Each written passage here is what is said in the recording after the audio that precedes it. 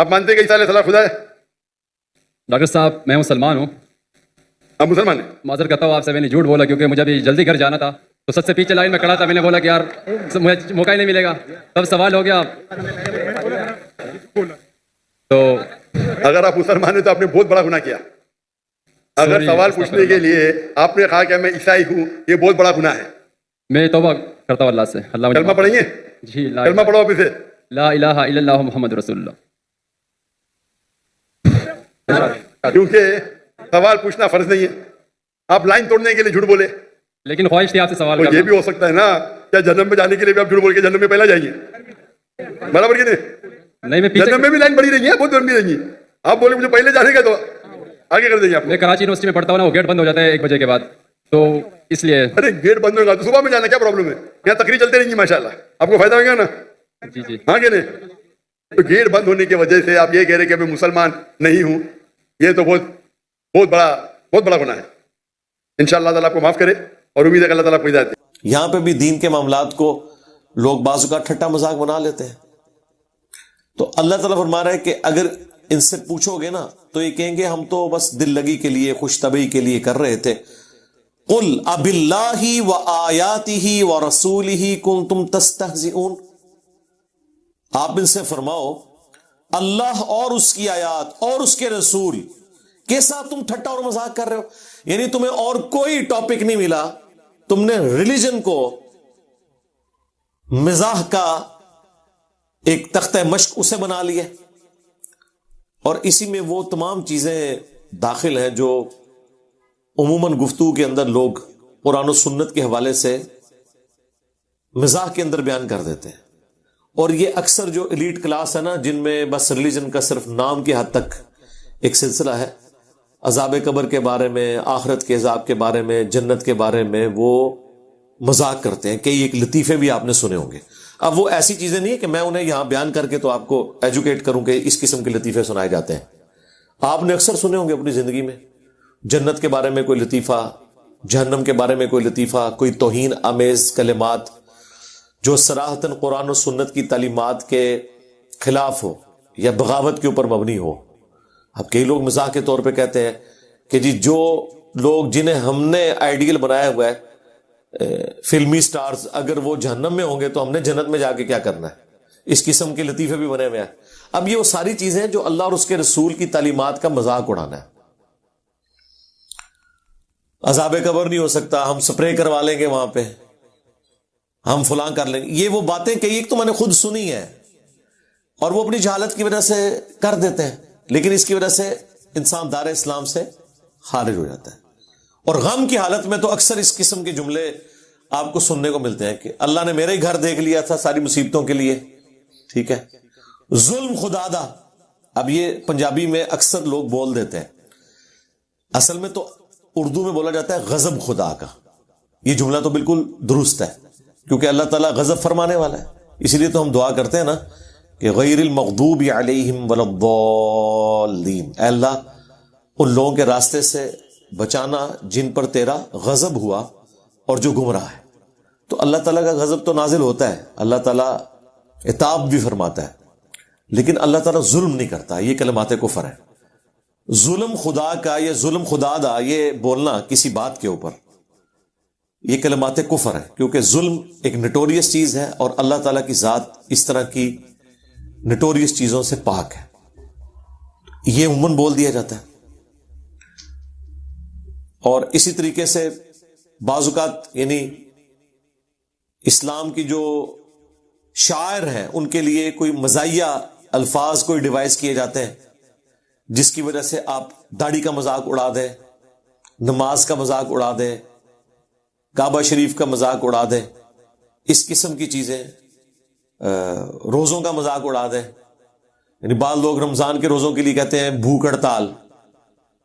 اب یہ تو روزے کی توہین ہے، یہ کلمات کفر ہے. اس لیے بولتے ہوئے سوچنا چاہیے کہ ہم کیا کر رہے ہیں. تو اس پہ اب اللہ تعالیٰ ارشاد فرما رہے کہ کیا اللہ، اس کی آیات اور اس کا رسول ہی رہ گیا کہ آپ انہیں تختہ مشق بناؤ گے؟ لا تعتذروا، بہانے مت بناؤ. قد کفرتم بعد ایمانکم، تم ایمان لانے کے بعد دوبارہ کافر ہو چکے ہو. یعنی کوئی ہلکا معاملہ نہیں ہے کہ اللہ اور اس کے رسول پہ ایمان لے آئے اور قرآن و سنت کو فالو کرنا شروع کر دیا اور اس کے بعد جب چاہا آپ نے قرآن و سنت کا مذاق بھی اڑا دیا. اور اکثر جو پڑھا لکھا طبقہ ہے نا, انہیں تو ریلیجن کوئی یعنی ایک ڈوگما لے کے ڈیلوژن کے طور پہ وہ چل رہے ہوتے ہیں, اس لیے انہیں کوئی فرق نہیں پڑتا. کبھی زکوٰۃ کے بارے میں بول دیا جگہ ٹیکس ہے, اللہ نے لگا دیا ہمارے پہ, ٹھیک ہے, ٹیکس تو ہے اور ایک شرعی پینلٹی بھی ہے مال جوڑنے کے اگینسٹ, لیکن یہ ظلم پہ مبنی نہیں ہے. جگہ ٹیکس جو مشہور ہے وہ تو ہے کہ ظلم پہ مبنی, یہ اللہ کا رول ہے. اس قسم کے جملے بولنا جن میں شریعت کی یعنی مذاق اڑایا جا رہا ہو, یہ صراحتاً کفریہ جملے بولنا اسلام سے انسان کو نکال دیتا ہے. البتہ اگر کوئی انجانے میں کوئی بات کر دے اور اس کی اس طرف توجہ نہ ہو اور اس کی توجہ دلائی جائے, وہ معاملہ ایک الگ ہے. لیکن ایک پوری انٹینشن کے ساتھ اس طرح کی گفتگو کرنا, بلکہ اردو زبان میں تو کئی ایک محاورے بولے جاتے ہیں, میری آنتیں قل واللہ پڑھ رہی ہیں, مطلب یہ اب وہ یعنی کوئی بھوکا ہے نا تو وہ اس کو اس طریقے سے پریزنٹ کرتا ہے, پہلے پیٹ پوجا پھر کام دوجا. پیٹ پوجا, اب پیٹ میں کوئی چیز ڈالنا یہ اس کی کوئی پوجا تو نہیں ہے, ورشپ تو نہیں ہے, اور اس کو یہ بولنا یہ پوجا ہے, تو یہ کلمات کفر ہے. اب یہ وہ چیزیں جو ہماری اردو لنگوسٹک کے اندر ایک محاورتاً چیزیں داخل ہو چکی ہوئی ہیں اور عام زندگی کا حصہ بن چکی ہوئی ہیں, اور لوگ عموماً بولتے ہیں. جیسے ہی آپ یہ کسی سے سنیں, چھوٹے سے بڑے سے, آپ کا کام ہے کہ فوراً سوچ کے اسے ٹوک دیں کہ یار یہ تم کیا بات کر رہے ہو. اللہ تعالیٰ تو اس معاملے میں اتنا سینسٹیو ہے کہ بخاری مسلم میں حدیث ہے کہ زمانے کو گالی مت دو, زمانہ میں ہوں, حالانکہ زمانہ تو اللہ کی ایک مخلوق ہے نا, یعنی اس کو ڈرائیو کرنے والا میں ہوں. آپ موسم کے اوپر بھی ڈسکشن کر سکتے ہیں کہ آج ٹھنڈ ہے, آج گرمی ہے, یہ آپ کا رائٹ ہے. لیکن جب اس سے آگے بڑھتے ہیں نا, آپ اس پہ کرٹیسزم شروع کر دیتے ہیں, کیا مصیبت کی تو بارش آ گئی, میں تو جانا سی. نہیں, یہ اللہ تعالیٰ کے ڈسیزن کی وجہ سے آئی ہے, ٹھیک ہے. ہو سکتا ہے اسی میں بہتری ہو آپ کے لیے, نہ بھی ہو تب بھی اللہ کے فیصلوں کو کوئی چیلنج نہیں کر سکتا. تو کوشش کریں کہ موسم کے اعتبار سے بس اتنا ہی تبصرہ کریں کہ جس میں آپ شریعت کی لمٹ کو کراس نہ کریں. بعض کو جنرل ضرورت پڑ جاتی ہے, جس طرح اب ٹھنڈ ہے, ہم لوگوں کو کہتے ہیں کہ بھائی بڑا خطرناک موسم ہے, آپ نے موٹر بائک پہ بیٹھنا ہے, ماسک یوز کریں, ہیلمٹ یوز کریں, کھانسی لگ سکتی ہے, اور آپ جوشاندہ استعمال کریں, شہد پئیں. یہ تو ٹھیک ہے, آپ کے سارے پریکاشنز ہیں اس حوالے سے. لیکن ہم اگر اس موسم کا گیلا کرنا شروع کر دیں گے کہ یہ کیوں آ گیا, تو یہ اب اللہ تعالیٰ کی قدرت کو, اس کے فیصلوں کو چیلنج کرنے کے مترادف ہے. آ گیا, آپ نے اس کے اندر پرفارم کرنا ہے, اور اللہ تعالیٰ کا ہر حال میں شکر ادا کرنا, ایون تکلیف کے دوران بھی. تکلیف تو انسان کو ہوتی ہے, ظاہر ہے. بخاری میں حدیث ہے, نبی الاسلام کا بیٹا جب فوت ہوا ابراہیم, تو آپ علیہ السلام کی آنکھوں سے آنسو روا تھے. صحابہ نے کہا یا رسول اللہ, تو آپ نے فرمایا یہ شفقت اور رحمت ہے, ٹھیک ہے. اور پھر نبی علیہ السلام نے کہا کہ دل غمگین ہے, آنکھیں اشک بار ہے, لیکن ہم یہی کہیں گے جو اللہ کی مرضی, انا للہ و انا الیہ راجعون. لیکن وہ تکلیف کو ایکسپریس کرنے کا ذریعہ اللہ نے اپنی جگہ بنایا ہوا ہے, لیکن آپ نے ان چیزوں کو ٹھٹا اور مذاق نہیں بنانا, دین کو نہیں بنانا. اور بڑے ٹاپکس ہیں آپ کر سکتے ہیں, لیکن دین اور اس سے متعلقہ چیزوں کے بارے میں نہیں کرنا, اور نہ اپنے سامنے ہونے دینا ہے. اور اگر کمزور ہے تو آپ کے سامنے ہو رہا ہے, آپ نے وہاں سے اٹھ جانا ہے کہ بھئی میں اس مجلس کا حصہ نہیں بنوں گا جس میں اس طریقے سے ڈسکشن ہو رہی ہے, جس میں قرآن و سنت کا مذاق اڑایا جا رہا ہے. اب یہ دیکھیں, پنجابی زبان میں ایک محاورتاً جو جملہ بولا جاتا ہے, یہ کلمات کفر ہے. اے جہاں مٹھا اگلا کس نے ڈٹھا, یہ آخرت کا انکار ہے اس میں, دبے الفاظ میں. یعنی یہ اس جہان کی جو نعمتیں ہیں وہ میٹھی ہیں, اور آخرت کس نے دیکھی ہے, یعنی مراد یہ کہ پتہ نہیں ہونی ہے نہیں ہونی, جنت ہے یا نہیں, جہنم ہے یا نہیں. اب اس طرح کی گفتگو کرنا جس میں آپ آخرت کے وعدوں کے اعتبار سے شک کے اندر مبتلا ہو گئے، یہ کلمات کفر ہے۔ اسی طریقے سے کئی ایک گانے ایسے عشق مجازی کے اندر بنائے جاتے ہیں جس میں آپ جو پروٹوکول خدا کا تھا، گاڈ کا تھا، الہ کا تھا، وہ آپ اپنے محبوب کو دینا شروع کر دیتے ہیں۔ میں تیرے سامنے ہوتا تو سجدہ کر دیتا تجھے، اس قسم کے۔ مجھے تو چونکہ گانے آتے نہیں، آپ میں سے کئی لوگوں کو شاید کچھ شعر یاد بھی ہوں، وہ آپ کبھی غور کریں گے نا تو وہ آپ کو خود اندازہ ہوگا کہ یار یہ تو بڑا عجیب سا جملہ، یہ تو بیچ میں اللہ تعالیٰ کی ذات کو آپ نے تختہ مشق بنا دی ہے اس حوالے سے گفتگو کرتے ہوئے۔ کئی ایک کفریہ گانے ہیں جو مطلب انڈین فلموں کے اندر ہوتے ہیں، ہمارے لوگ بھی گنگنا رہے ہوتے ہیں، ٹھیک ہے نا جی۔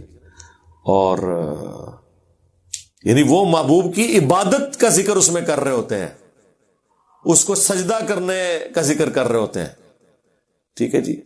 اور نماز عشق کی بات کر رہے ہوتے ہیں، اور نماز عشق بھی اللہ دی نہیں پڑھ رہے ہوتے ہیں، اپنے محبوب کی پڑھ رہے ہوتے ہیں، اور کہتے ہیں نہیں جی یہ بھی ادھر ہی لے جاتا ہے، ادھر نہیں لے کے جاتا بھائی۔ کسی صحابی نے، کسی پیغمبر نے عشق مجازی نہیں کیا، جان ضرور چھڑائی ہے عشق مجازی سے حضرت یوسف علیہ السلام نے، ٹھیک ہے نا۔ آپ دیکھیں قرآن میں اللہ تعالیٰ نے یعنی اس چیز کا ذکر کیا ہے کہ جس میں ایک عورت نے مرد کو بہکانے کی کوشش کی، لیکن عموماً یہ ہوتا ہے کہ مرد عورتوں کو بہکاتے ہیں، اس طرح کا کوئی واقعہ قرآن میں نہیں آیا ہوا۔ قرآن میں ایک بڑا ایکسٹرا آرڈنری واقعہ آیا ہے حضرت یوسف علیہ السلام کے کیس میں، جس میں ایک عورت نے مرد کو بہکانے کی کوشش کی۔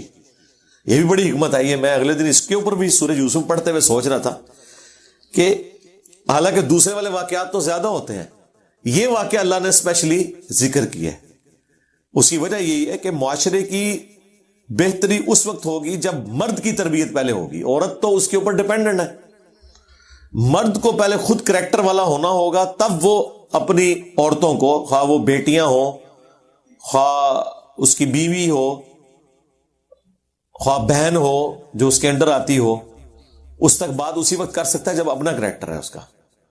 تو اس اعتبار سے اللہ تعالیٰ نے اسپیشلی اس واقعے کو بھی ذکر کیا۔ تو یہ ساری کی ساری چیزیں دیکھنے کی ضرورت ہے۔ اور یہاں پہ دیکھیں سیدھا سیدھا فتویٰ ہے۔ لوگ تو کہتے ہیں کیا فرق پڑتا ہے جی، لوگ چھوٹی چھوٹی بات پہ کہتے ہیں جی اس طرح کرنے سے انسان کافر ہو جاتا ہے۔ بھائی جن باتوں سے کافر ہوتا ہے اس سے تو ہو جاتا ہے۔ آپ قرآن کا مذاق اڑا دیں، روزوں کا مذاق اڑا دیں، زکوٰۃ کا مذاق اڑا دیں، حج کا مذاق اڑا دیں، کعبہ شریف کا مذاق اڑا دیں، دین کی کسی فرض رکن کا مذاق اڑا دیں، فرشتوں کا مذاق اڑا دیں، ٹھیک ہے۔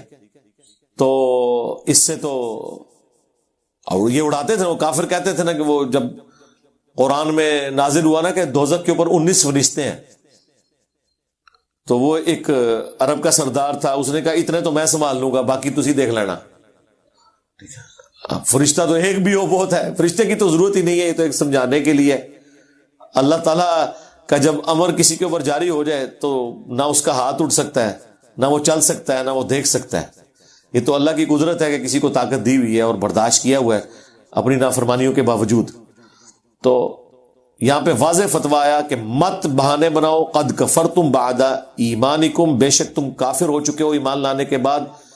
ان نعفو عن طائفۃ منکم، اگر ہم تم میں سے کسی ایک گروہ کو معاف بھی کر دیں جس کے اندر کوئی حق قبول کرنے کی کوئی رتی ابھی موجود ہے، یا وہ اپنے ان جرائم کے اوپر شرمندہ ہے اور اس کی معافی ہو بھی جائے، نعذب طائفۃ بانہم کانوا مجرمین، تو ایک گروہ تو ایسا ہے جسے ہم عذاب دیں گے اس لیے کہ وہ اصلی مجرم ہے، اور اس سے مراد ان کے بڑے ہوتے ہیں جو پیشوا ہوتے ہیں، جنہیں سب کچھ پتا ہوتا ہے اس کے باوجود اس طرح کی غلط حرکتیں کر رہے ہوتے ہیں۔